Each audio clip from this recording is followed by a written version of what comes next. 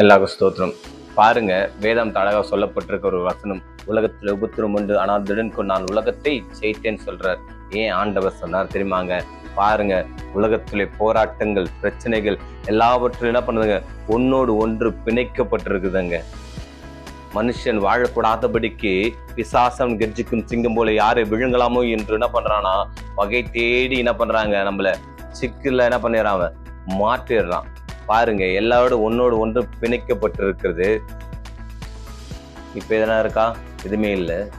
ஆனால் அவருடைய வார்த்தையில, ஆண்டவரோட வார்த்தையில அவரோடு கூட நம்ம இருந்தோம்னு வச்சுங்களேன், ஆண்டவருடைய வார்த்தையை அனுப்பி நம்மளுக்கு என்ன பண்ணுவார் தெரியுமாங்க? ஒவ்வொன்றா பிரிவினை இல்லாம எடுத்து போடுவார். ஹல்லேலூயா. பிரிவினா இருக்குதா?